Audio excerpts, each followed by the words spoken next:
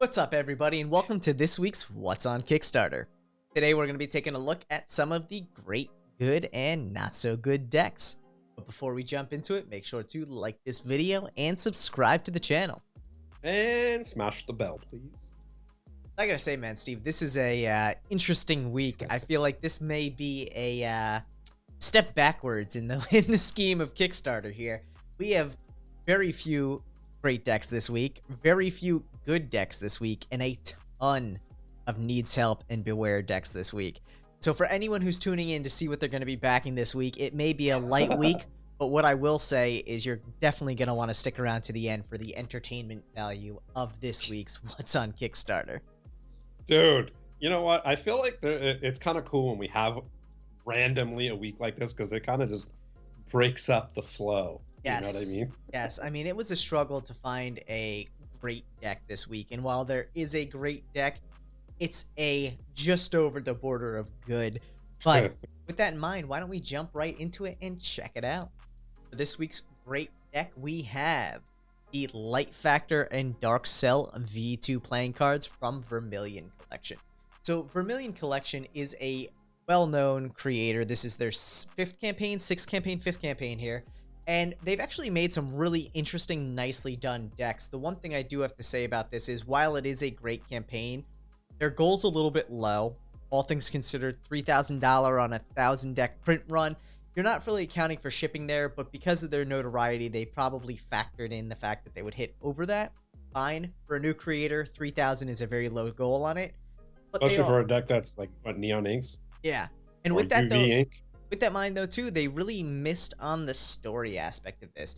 We dive into it. We see the quick facts here, aka the features. They touch on the fact that this is being printed by Kingstar. This will be fulfilled by Vermillion. Great to see that there.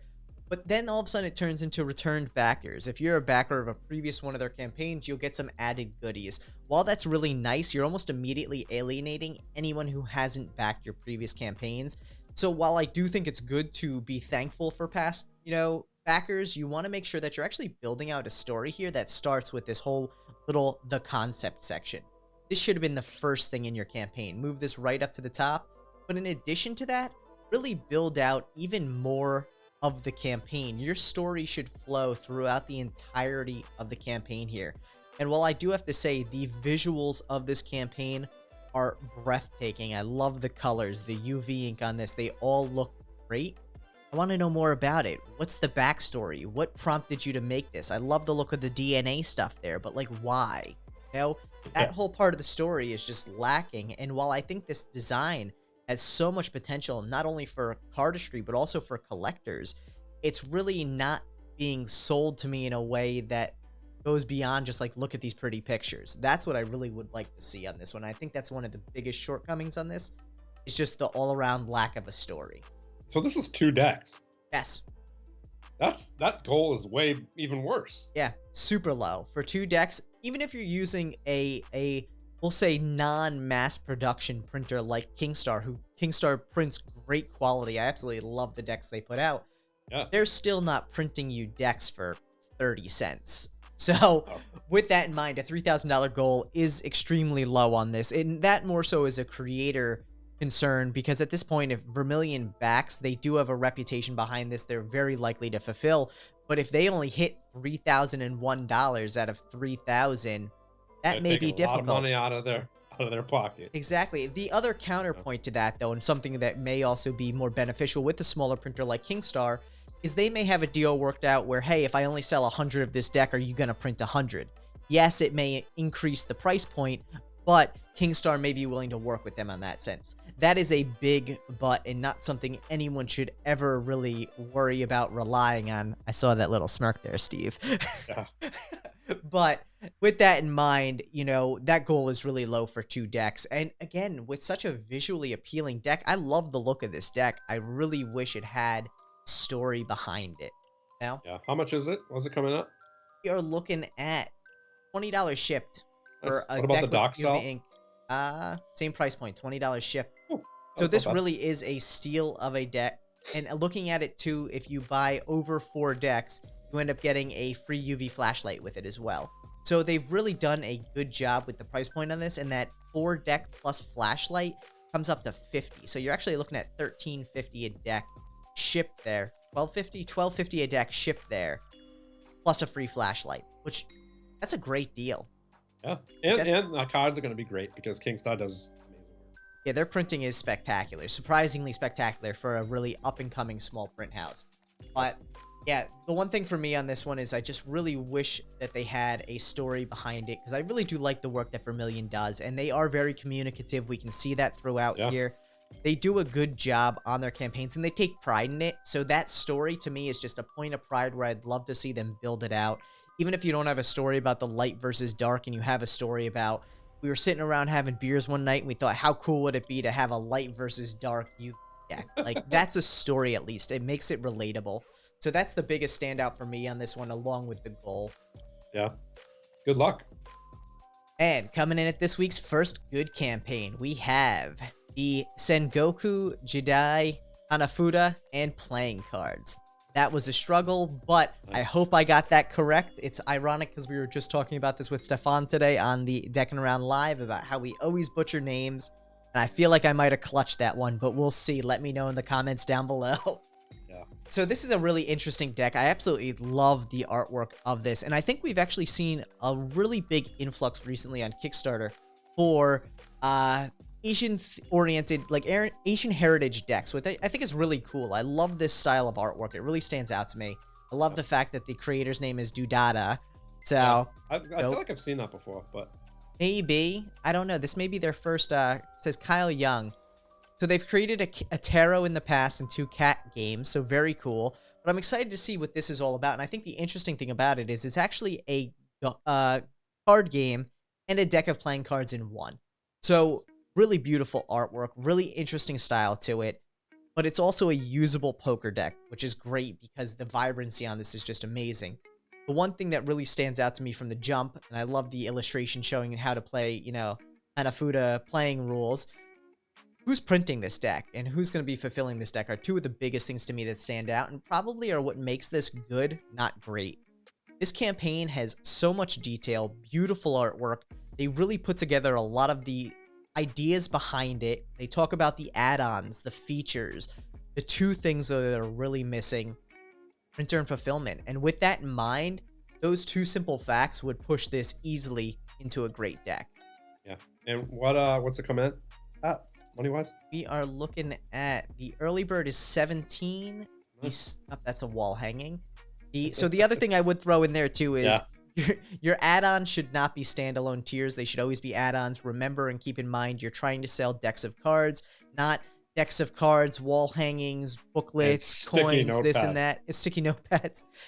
Actually, that's a really kind of interesting idea for an add-on, but make sure that those are add-ons, not tiers. So the next price point on this for the standard, $19 shipped. Nice. That's great for such a beautiful deck that really is great. Here we go. We will be shipping your orders from South Korea. So we can make an assumption that they are self-fulfilling. I would have still liked to see that as a definitive fact there. We will be shipping your cards from South Korea as we will be self-fulfilling with our company XYZ. The About Us is really great. I think that's always good to show the, you know, who was involved in this project.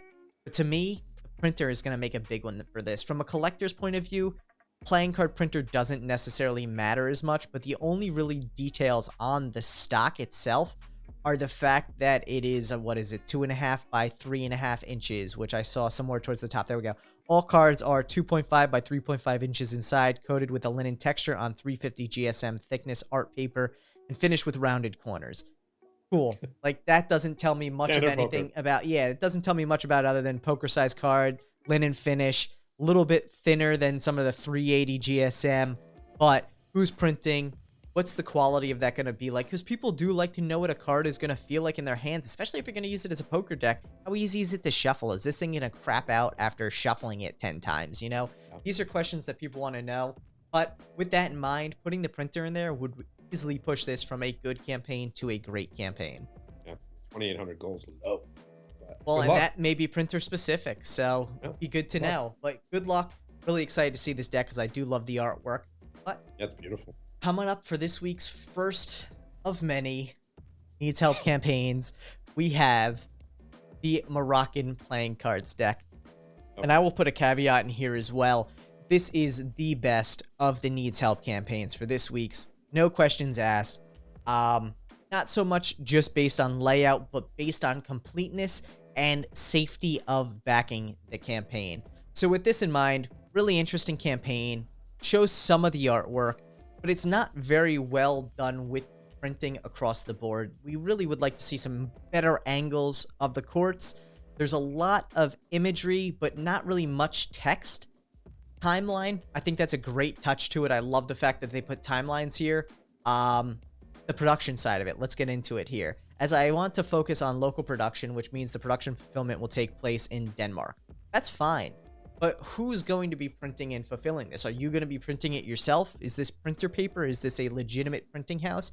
We've actually seen another campaign recently use very similar language, printing with a Danish company, but there aren't very many well-known, if any, well-known printing houses in Denmark that people are going to have that name recognition on, which means do a service to the printer and start putting the name out there. A, it'll give people more confidence that this is fully thought out, but you're also allowing this printer to get more visibility, because if these cards come out great, other people may want to use them, and now you're bringing business to someone who brought you along on this journey, which I think is really helpful.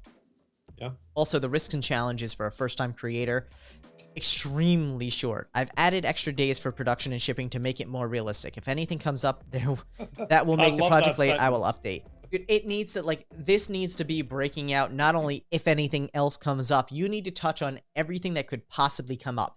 Anyone who's doing a campaign right now needs to be highly cognizant of the fact that we are in a global pandemic state still.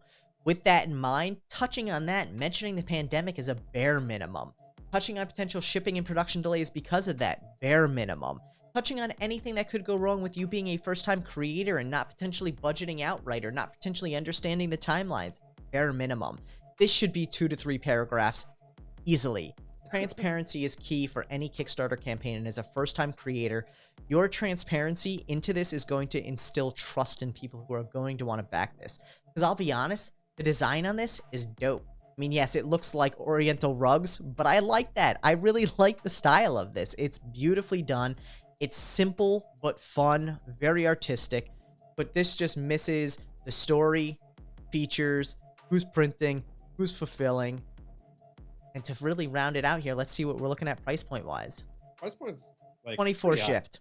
So all things considered on that, and this is where another point of it, you know, you're looking at a $3 price saving between early bird and standard, fine. If you had brought that price point down to say 15 instead of 16 and used a reasonable fulfillment service, $5, $6 shipped would have brought you to that 20 mark. A little higher than I would have liked on it, but it wouldn't have been a standout like $24.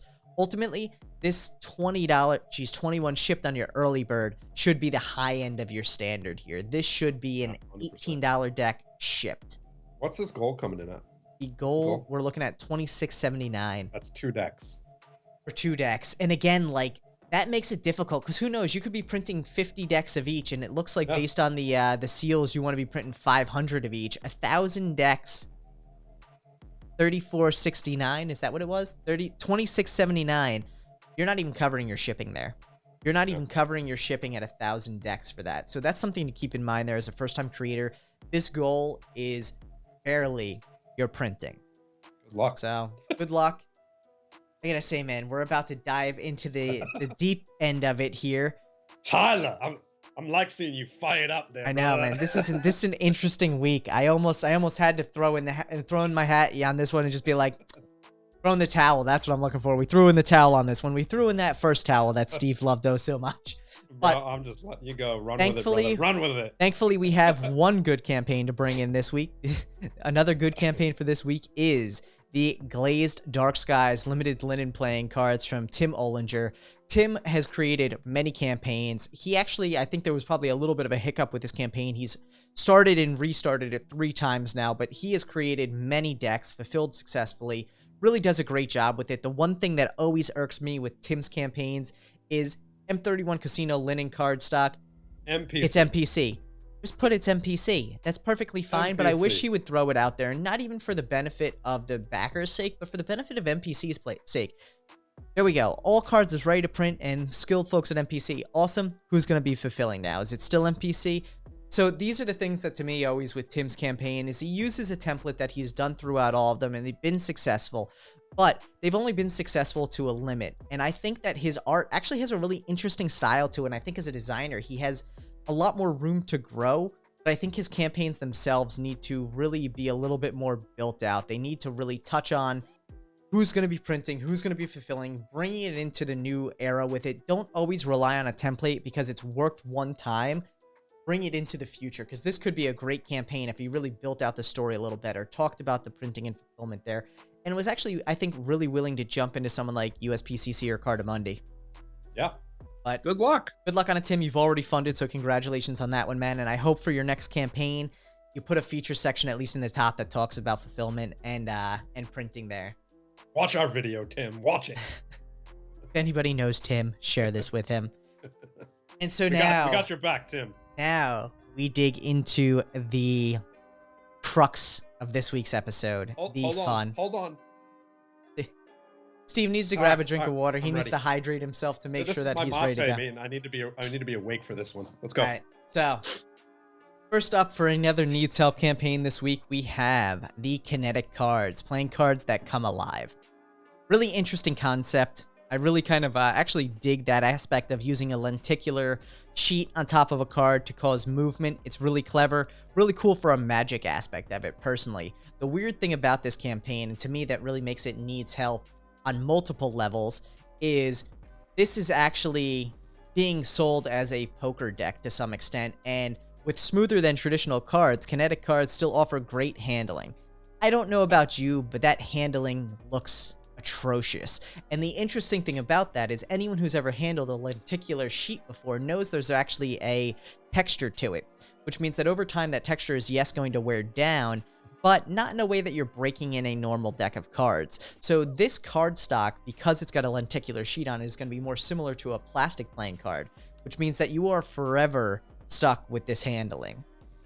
I used to love taking two of those together and bringing them the opposite way, and it would give you kind of like a there'd be a little bit of no, I know the feeling, man. It was a nice little like texture to it, like it was a nice little like vibe. It would send like vibrations through your hands too, which was always fun. I used to beatbox to it. That'll be a whole nother video. Not good. That'll be a whole nother video. Drop a comment down below if you'd like to see Steve beatbox. We'll make it happen if we get enough comments. But I gotta say, man, I don't know about the campaign as a whole has a story to it. It talks about it. The things that really stand out to me, though, like I said on this, is the lenticular deck is going to have its own set of problems. The other thing about this, and this actually gets this one at Beware on this, is this campaign is one of 4 created by the backer. And if we go look at the other campaigns, almost all of them have a significant amount of comments saying, where are my decks? Or where is my fulfillment? And while they've been responsive, which makes me not think this is a scam, it is concerning that a campaign which ended, let's see here, we can pull up when this actually funded, campaign that ended November 2019 is not still fully fulfilled. And since then, 3 other campaigns... That's every one of their campaigns are having the same issue. And yet, 3 other campaigns have been launched since then, all sharing the same issue, which to me makes this a 100% beware. There's a very good chance that you may be in the second set of backers who just doesn't get it versus the first set who seem to get it. That is a concern for me. The other thing with this too is who's printing these, who's going to be fulfilling them. I'm assuming you're fulfilling yourself with this, but this one raises some concerns for me for sure. So good luck, beware for sure. And good luck. Another Needs Help campaign this week is the One Piece in Wano custom playing cards. Listen, great artwork. For anyone who's a big anime fan, awesome. This one is another beware, and the reason being is this will not reach funding. That's a definitive answer there. Unless you have licensing on this, One Piece is a license-controlled, copyrighted, trademark thing. There are concerns about licensing in this. If this is a licensed deck, you need to be using that. If this is a licensed deck, you also need to be plugging the hell out of it because you'd have a lot more than 17 backers. But the one thing that really jumps out to me on this one and what makes it a beware is the fact that there's no mention of licensing on this, which means this will probably show up as a copyright infringement strike on Kickstarter in the next couple days. So good luck. Good luck on that one. Next up, that's my role in this episode. There you go. Good luck. And for another needs help this week, we have the Athena playing cards with hidden optical marking system. Take a deep breath, buddy. I will take a deep breath out of this one.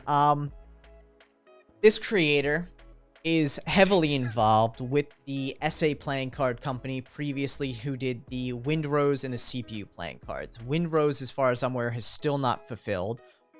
The CPU playing cards did fulfill, but it took a very long time.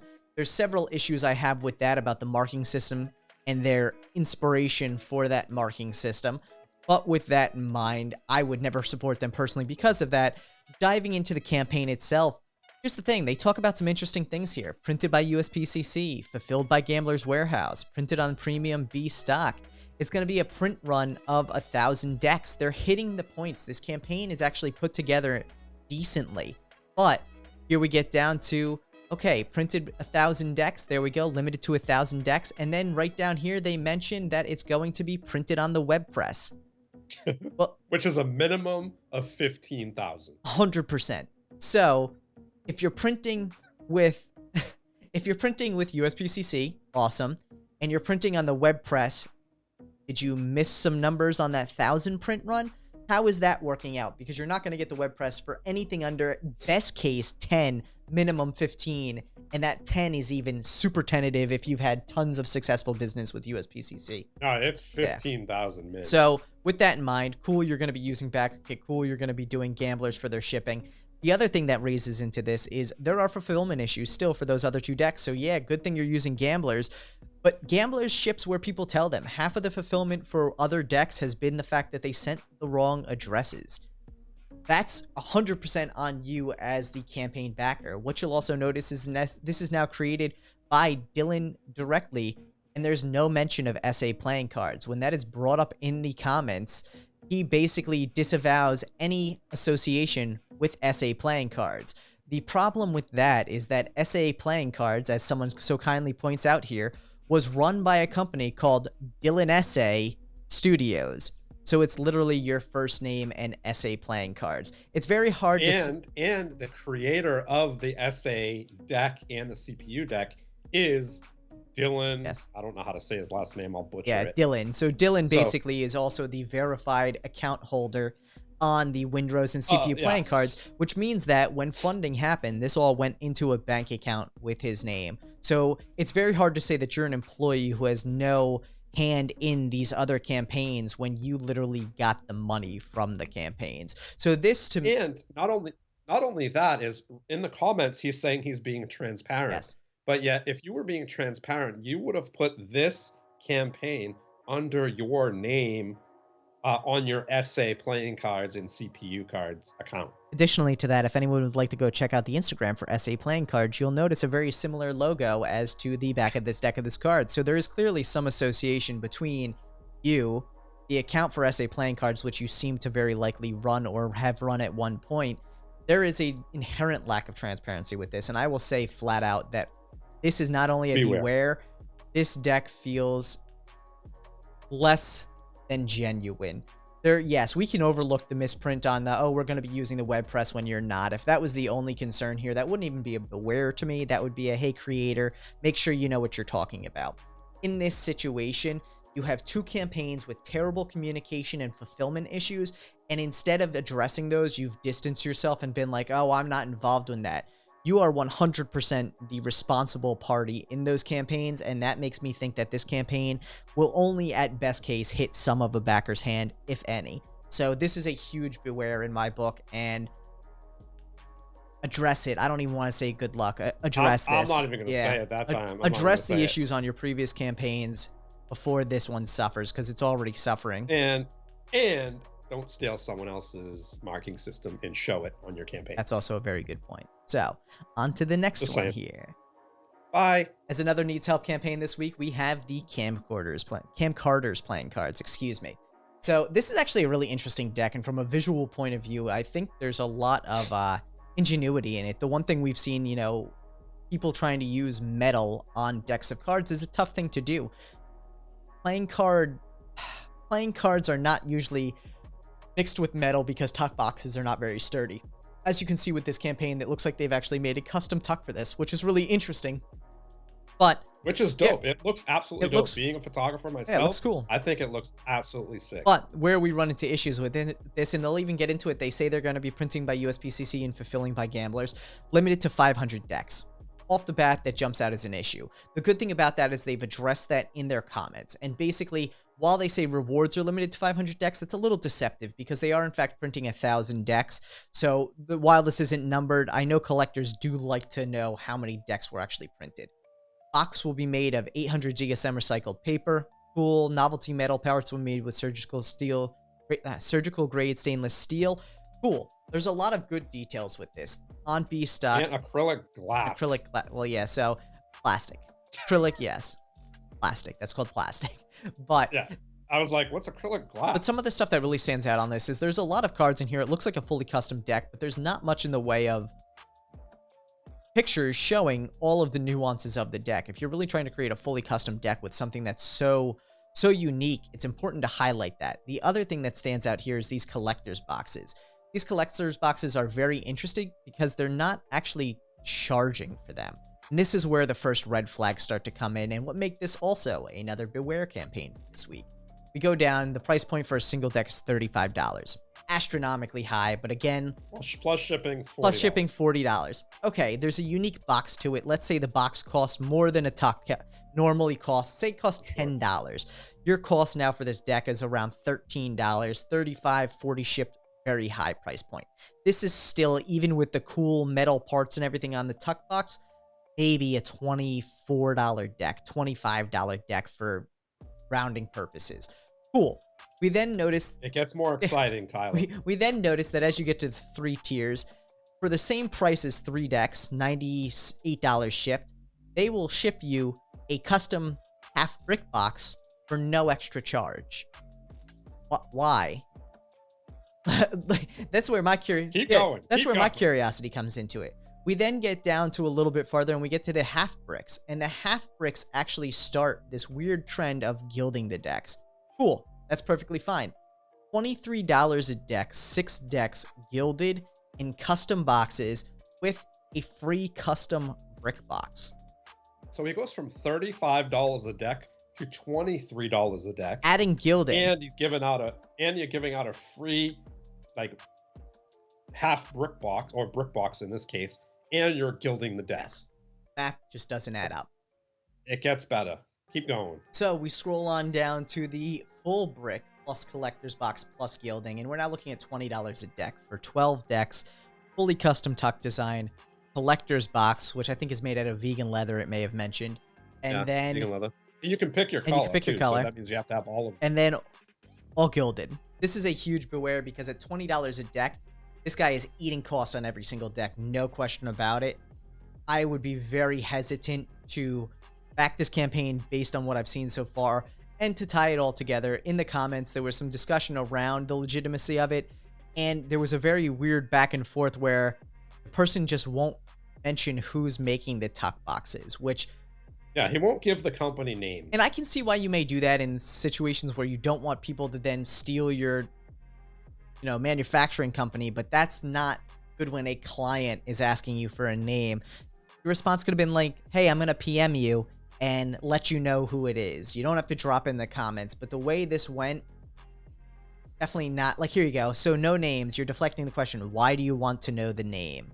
Communication and transparency is a crucial part of building trust for a campaign on Kickstarter. And with that in mind... Not only that, if you go to 2 bricks, you're getting the decks for $18. I mean, that's fine. The price point's already been established as redonkulous. And with that in mind, if you're going to build a campaign out, even a cool campaign, this looks dope. I would love to see this come to fruition. Problem becomes you've immediately put people off with the comments. Anyone who's thinking about backing this campaign right now is going to go into your comments and see, why do you want to know the name? And they're immediately going to stop funding this. Like, that's not conducive to transparency or building trust. Also, with that in mind, don't delete comments either. Not saying you have, but now that's up there and we've said that that's a problem. People know it's there. You don't want to be manipulating comments in any way, shape, or form, even though Kickstarter does give you the option to delete a comment. Under no circumstances, and this is a blanket comment for all creators, should you be messing with the transparency of your campaign in any way, shape, or form, including the feedback and comments that come in from potential backers. So keep that in mind. The other thing that stands out to me on this one is a big beware is $5,000 for a 1,000 deck print run shipped with custom things. How are you charging $18 a deck? This is a giant beware. Giant beware. The 42 people backing this. Good luck. Good luck. I'll say good luck to them. Good luck. And with that in mind, let us check out one more detail campaign this week, the Trifecta Cards, Dice, and Coin campaign. One backer for $1. Sometimes we all start out with a little bit of a slow start. The problem with this one is, A, it looks like he's trying to build out a game. Sounds interesting. I'm down with that. But there's no pictures and no real discussion. And the formatting on this is terrible. So what I will say for Chebs is to take this back to the drawing board. Really think about what you're trying to create here and build the visual idea that you want. A great analogy for Kickstarter here is think of it as a brochure. You're trying to build a brochure to sell someone on something. Brochures have text, they have images, they have flow, they have details. These are all the things that you need in order to build the sales pitch to get people to back your campaign. With all that said, this is actually one of the only needs help campaigns this week that isn't a beware. So, good luck, Chebs. Good luck. And on to another needs help campaign this week. We have the Jeans playing cards. Deck of Cards Jeans. Interesting subtitle. I would definitely recommend making that a little more coherent and actually throwing something, you know, enticing there. You know, love denim, you'll love these cards. Even something as simple as that would be a little more enticing than Deck of Cards Jeans. You love slacks, you'll love these cards. There you go. I do dig the denim-y texture to the cards. The back design being a zipper and saying jeans on it, not really my style. It's also a one-way back design. But depending on your use and how much you really love jeans, this could be a very cool campaign for you. The one thing that stands out to me, though, is there's literally just minimal story. Very minimal story. Doesn't flow through the campaign. They should really be using that story throughout the thing. Build up a flow. And don't make it just so much images. I'm scrolling through here fast because I'm realizing there's nothing I need to read on this. And I get to the bottom and here we go. While they will be printing by Make Playing Cards, also the risks and challenges do not need to be in all caps. But while they'll be printed by Make Playing Cards, and they mentioned that at the top, I think that's great. We do have to worry about fulfillment. So who's going to be shipping? There we go. May cause delays in shipping. From my part, I will do everything to meet the established deadlines. I don't know whether you're going to be fulfilling or Make Playing Cards is going to be fulfilling based on that statement. A definitive statement of who's going to be fulfilling will be really helpful here. The other thing that stands out to me on this one, $37 a deck. I don't know about you, but I could go buy 2 pairs of jeans on sales for the same price as this deck. And so with that in mind, price point is a big factor for this one that you're going to want to consider. I dig the artwork. I think a lot of people like jeans. It's an approachable topic. Build out that story, modify that price point. And really, good luck, but this is going to probably have to go back to the drawing board. Bye. And for a non-playing card, but Magic deck this week, and I'm really excited to see more Magic coming to Kickstarter. This one, we're just going to throw up a Magic badge over there. I love the fact that Magic is coming to Kickstarter. This is a ESP deck. For anyone who doesn't know what an ESP deck is, I would recommend Googling it. Very cool back design, very subtle for Magic, and it seems to be marked, which I think is really cool. So really excited to see more Magic coming to Kickstarter. Price point on this is a little bit high considering it is still a deck of cards, but Magic does have a different price standard than traditional decks of cards, so I would have been okay with a little bit of a premium on it. But all things considered, I'd say for an ESP testing deck, maybe $25 shipped would have been the price point on that one in my book. With that in mind, if you want any history about ESP, that's where actually Alex Pandrea got his idea for the Note deck. Very interesting, very cool. He pulled it from an ESP deck that he used to use. That's really cool. So definitely an interesting campaign. Really excited though for me to be seeing Magic come to Kickstarter because I think it's an untapped resource for Magic creators, whether they're gimmick creators, card creators, mentalists, whatever. This is an opportunity for you to come to a platform where you can actually gauge the interest in your projects and also be the one who gets to reap the majority of the benefit. There are a lot of great resources out there for going to, manufacturers and wholesalers who will work with you through the process, but obviously in return for that service, you give up a part of your profit.